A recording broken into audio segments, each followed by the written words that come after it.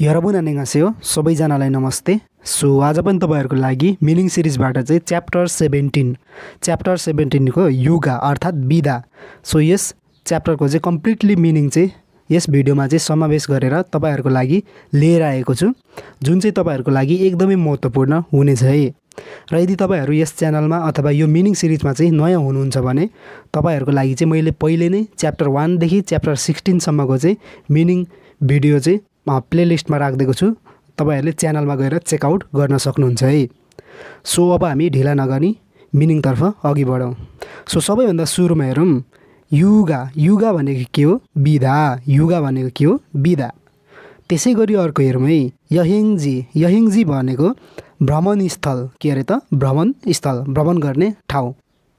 त्यसैगरी अर्को हेरौं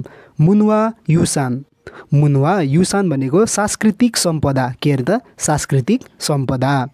त्यसैगरी अर्को हेरौं है यहिङ भनेको भ्रमण। त्यसैगरी अर्को हेरौं खेवेकादा भनेको योजना बनाउनु, के अरे त योजना बनाउनु। सो त्यसैगरी अर्को हेरौं है फ्योरुल सादा भनेको टिकट किन्नु, के अरे त टिकट किन्नु।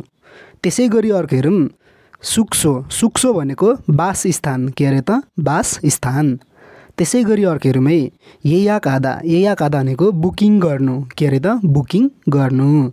त्यसैगरी अर्को हेरौं छिमुल सादा भनेको सामान प्याक गर्नु, झोलामा चाहिँ सामानहरु चाहिँ प्याक गर्नु है, छिमुल सादा भनेको।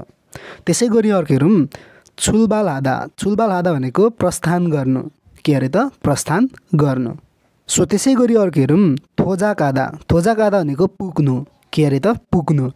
त्यसैगरी अर्को हेरौं छिमुल फुल्दा भनेको चाहिँ सामान झिक्नु है।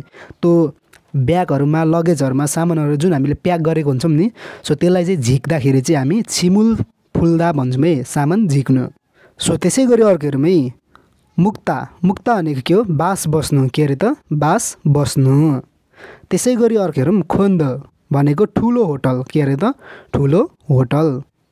त्यसैगरी अर्को हेरौं होटेल भनेको होटल। सो त्यसैगरी अर्को हेरौं है मिनबाग भनेको होमस्टे, के अरे त होमस्टे। सो त्यसैगरी अर्को हेरौं है युसु होसुथेल भनेको के हो? युथ होस्टेल, के अरे त युथ होस्टेल। त्यसैगरी अर्को हेरौं फ्यान्सन भनेको रिसोर्ट, के अरे त रिसोर्ट। त्यसैगरी अर्को हेरौं खेसोक भनेको लगातार, के अरे त लगातार। त्यसैगरी अर्को हेरौं है उम्सिक भनेको खाना। सो त्यसैगरी अर्को हेरौं है मान्दुल्दा भनेको बनाउनु। त्यसैगरी अर्को हेरौं फिहेङ्गी भनेको हवाईजहाज, एरोप्लेन है, प्लेन।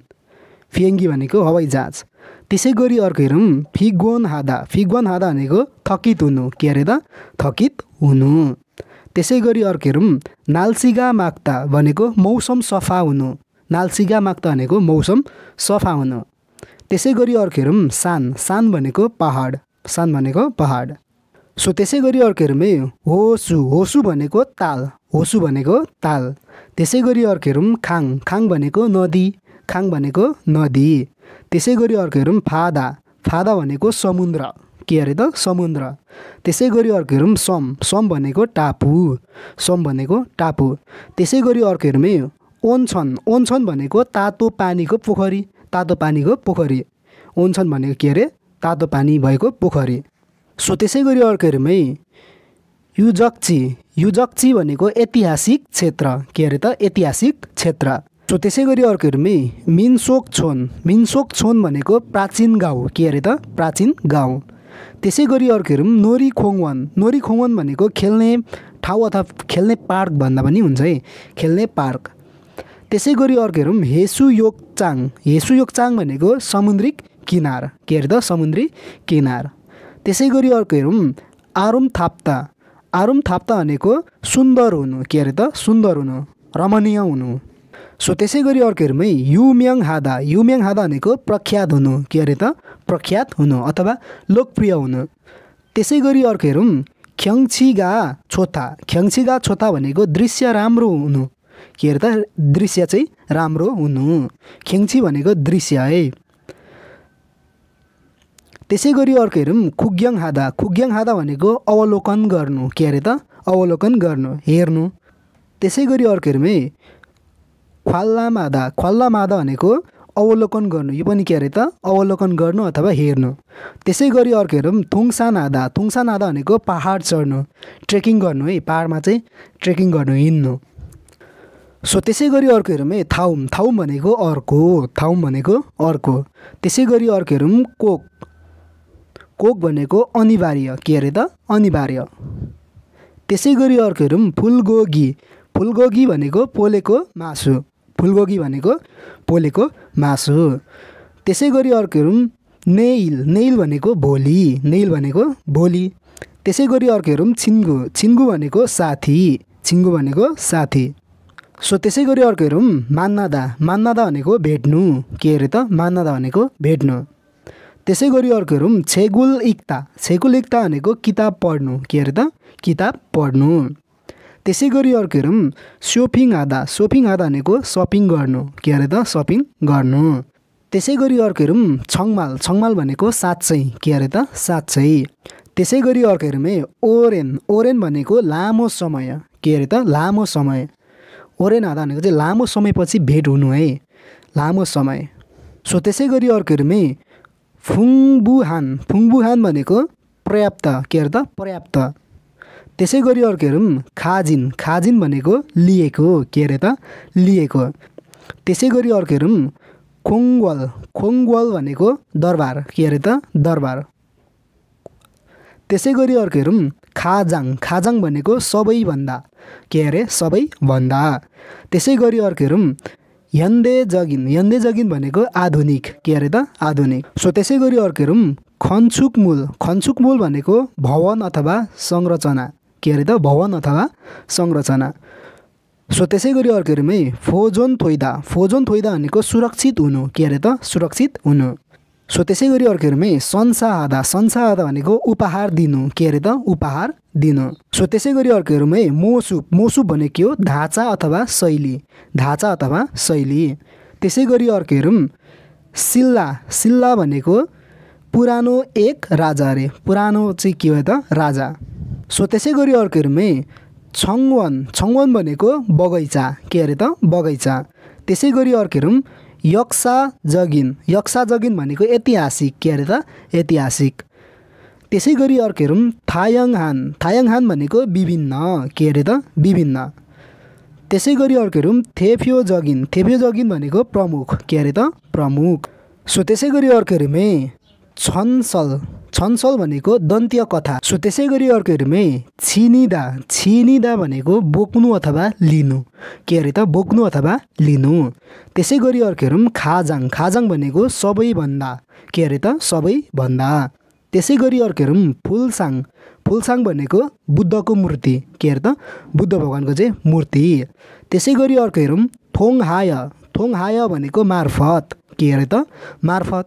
त्यसै गरी अर्को हेरौँ है खोसु रानी। खोसु रानी भनेको सिङ्गै अथवा पुरै, सिङ्गै अथवा पुरै। सो त्यसै गरी अर्को हेरौँ नामा इत्ता भनेको के हो बाँकी रहनु अरे, के अरे त बाँकी रहनु। त्यसै गरी अर्को हेरौँ तुयनान। तुयनान भनेको उत्कृष्ट, के अरे त उत्कृष्ट। त्यसै गरी अर्को हेरौँ खिसुल। खिसुल भनेको सिप, खिसुल भनेको सिप। त्यसै गरी अर्को हेरौँ येसुल। येसुल भनेको चाहिँ कला, येसुल भनेको कला।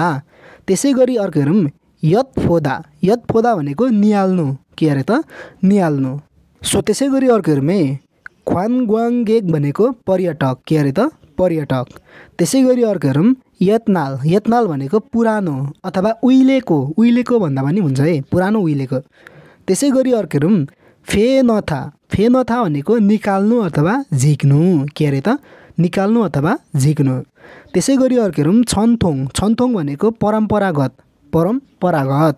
त्यसै गरी अर्को हेरौँ मुनवा। मुनवा भनेको संस्कृत, संस्कृत। मुनवा भनेको संस्कृत। सो त्यसै गरी अर्को हेरौँ है फाङमुन हादा। फाङमुन हादा भनेको भिजिट गर्नु, के अरे त भिजिट गर्नु। त्यसै गरी अर्को हेरौँ मिजक। मिजक भनेको सौन्दर्य, के अरे त सौन्दर्य। त्यसै गरी अर्को हेरौँ खामगाक। खामगाक भनेको देख्नु अथवा बुझ्नु, देख्नु अथवा बुझ्नु। त्यसै गरी अर्को हेरौँ छोदे। छोदे भनेको निमन्त्रणा, के अरे त निमन्त्रणा, इन्भिटेसन। त्यसै गरी अर्को हेरौँ छुइमी। छुइमी भनेको रुचि, छुइमी भनेको रुचि। सो त्यसै गरी अर्को हेरौँ है छुङसाङ। छुङसाङ भनेको लक्षण है, के अरे त लक्षण। त्यसै गरी अर्को हेरौँ ख्वानसिम। ख्वानसिम भनेको रुचि अथवा चाहना, रुचि अथवा चाहना। सो आजको हाम्रो च्याप्टर 17 को मिनिङ चाहिँ यहीँसम्म रहेको छ, यति नै रहेको छ। सो तपाईँहरूले यसलाई चाहिँ मजासँगले पढ्नुहोला, नोट गर्नुहोला। र यदि तपाईँहरूलाई यो सिरिज अथवा यो मिनिङको भिडियो चाहिँ मन परिरहेको छ भने तपाईँहरूले आफ्नो साथीहरूलाई पनि यो भिडियो सेयर गर्नुहोला, रिकमेन्ड गर्नुहोला, जसले गर्दा उहाँहरूलाई पनि हेल्प पुग्नेछ है। र अब आउने नेक्स्ट भिडियोमा चाहिँ म च्याप्टर 18 को कम्प्लिटली मिनिङ चाहिँ लिएर आउनेछु। सो त्यतिन्जेल चाहिँ तपाईँहरूले यो च्याप्टर 17 को मिनिङलाई चाहिँ कम्प्लिटली पढ्नुहोला, मजासँगले पढ्नुहोला। र आजको लागि चाहिँ यति नै गरौँ। सो स्वस्थ रहनुहोला, मस्त रहनुहोला। खामसाम्निदा, धन्यवाद।